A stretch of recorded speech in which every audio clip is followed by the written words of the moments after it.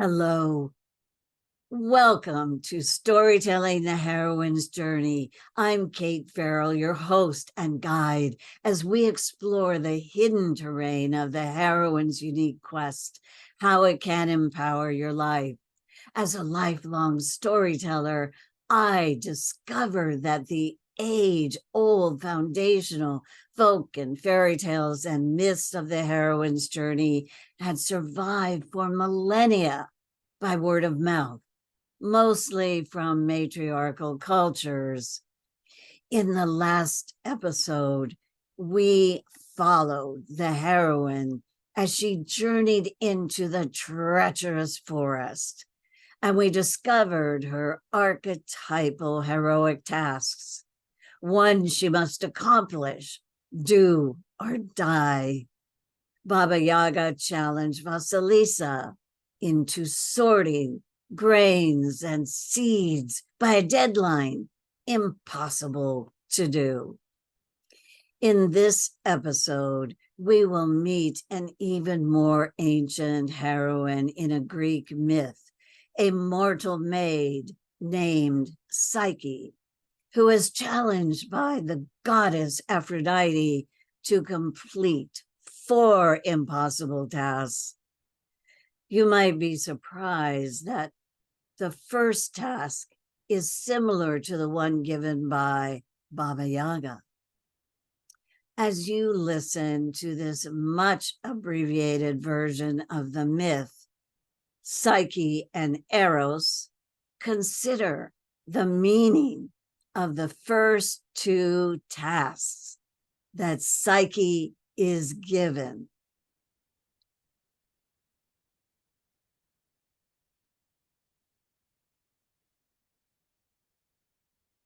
Psyche and Eros, a Greek myth, much abbreviated. Long ago, in ancient Greece, there lived a princess named Psyche. As Psyche grew into a young maid, all people in her mountain kingdom praised her beauty and said that words could not describe it. They began to worship her as the new goddess of love, born of the earth. They began to neglect the temples and love cushions of the Olympian goddess of love, Aphrodite, that stunning beauty born of the sea. Always a vengeful, vain, and jealous goddess, Aphrodite was outraged. Who does she think she is? A mere mortal, a virgin? Aphrodite would have her revenge. She sent her winged son, Eros, to strike Psyche with one of his love arrows and cause her to fall in love with a miserable brute of a man who had beat her into an early death. But when Eros flew to her and looked on her, he wanted her for himself. He lured her into a magical palace and came to her in the dark of night, unseen, a secret husband. Psyche's love was blind until she lit an oil lamp and looked on him as he slept. And when she saw his wings, she knew he was Eros, the son of Aphrodite. And when a drop of hot oil fell on his shoulder, he startled and flew to Aphrodite's home in Olympia on the mountain. Abandoning Psyche, left alone, she watched as the magical palace disappeared around her, pregnant with the god's child. She fled for her life, fearing the wrath of Aphrodite. Soon she realized there was no place to hide, and she climbed Mount Olympus, thinking to turn herself in and receive some mercy. Aphrodite showed her none, but flew at her, ripping her clothes to shreds, pulling out her hair in clumps, calling her a slut. She threw Psyche into a granary shed and told her to look at that pile of mixed grain of wheat and millet and poppy seed and barley. She told her she must separate it into tiny little heaps by evening, as she loved her life. Weeping, Psyche fell to the floor, battered and bruised. Ants in the shed gathered in swarms. They saw her and took pity on her and began quickly to separate the seeds of barley and wheat and poppy seed and millet into their separate piles by evening. Well, Aphrodite was furious, but she gave Psyche another task. The next morning, she was told to gather the golden fleece from the wild rams. Psyche was in despair when she went to the pasture and she saw the fierce rams butting and fighting one another. But grassy reeds that grew by a watery stream whispered to her and told her of the ram's does in the afternoon. And at that time, she could easily pick the golden fleece from the briar bushes. And so she waited by the stream and went and gathered large amounts of golden fleece as the rams slept. Well, Aphrodite was angry again, and she gave Psyche a flask carved of crystal and told her she must go to the source of the river Styx at the top of a mountaintop. And Psyche took the flask, and she saw the pathway was slip and steep and slippery, and that there were dragons along it with unblinking eyes. She prepared for her death, but suddenly an eagle came and snatched the flask out of her grip and flew in a zigzag pattern, escaping the dragons, and went to the top of the mountain and filled it with water for Psyche.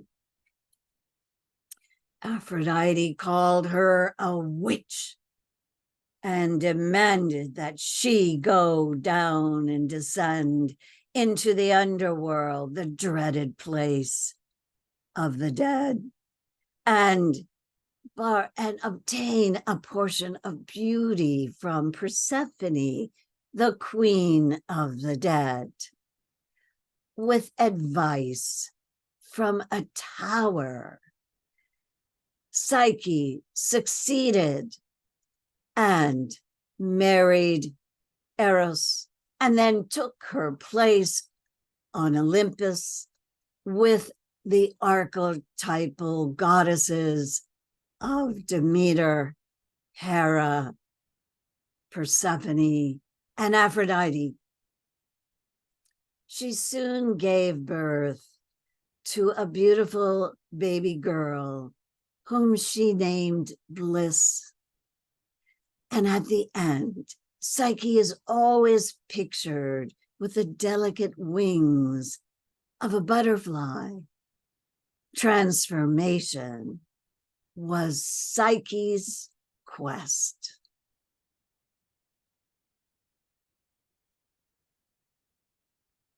my personal story. It's my version of gathering the golden fleece. Biker clubs, 1960. Back in 1963, the beginning of a very turbulent decade in the city, I graduated from San Francisco State with a degree in English literature. I found a job downtown and rented an apartment. There in my lower Pacific Heights neighborhood, I met Jack, a truck driver with long black hair, muscular guy, and with a flashing grin. It was during my friendship with Jack that I rode the hill climbs.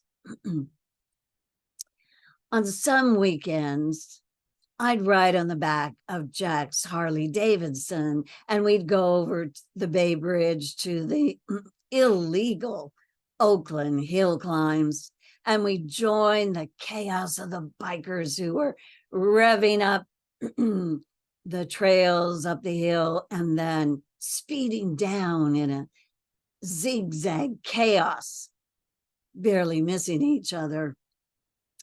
Now, Jack's chopper was a stripped hog. No chrome, no cover on the muffler, just a mean, loud machine. One winter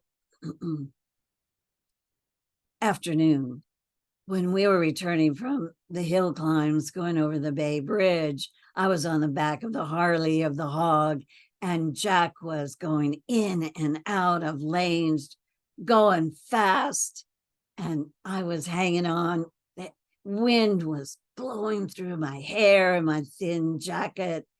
I felt exhilarated. I was learning how to be confrontational, how to be wild, how to be angry.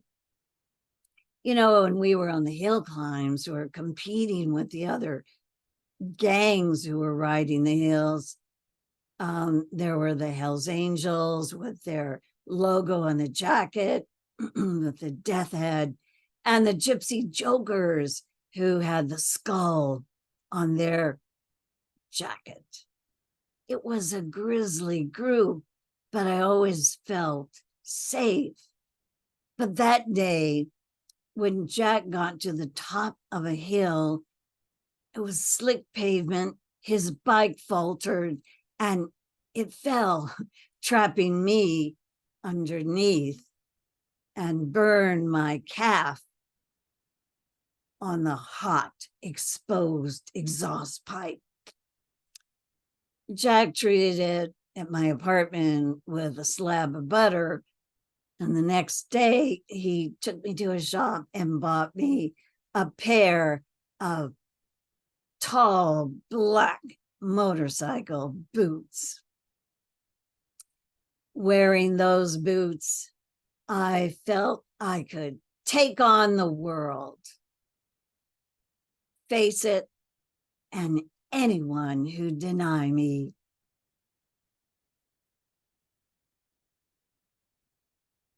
Reflections. How does my true story seem somewhat similar to that of gathering the golden fleece? And why is it important for the heroine to learn assertiveness with some kind of brush like this? And do you have a golden fleece story? If so, write it in your heroine's journal.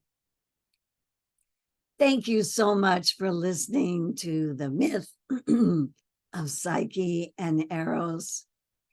Please like and subscribe to my YouTube channel. Please make comments, let me know your reaction. And there will be another episode coming soon.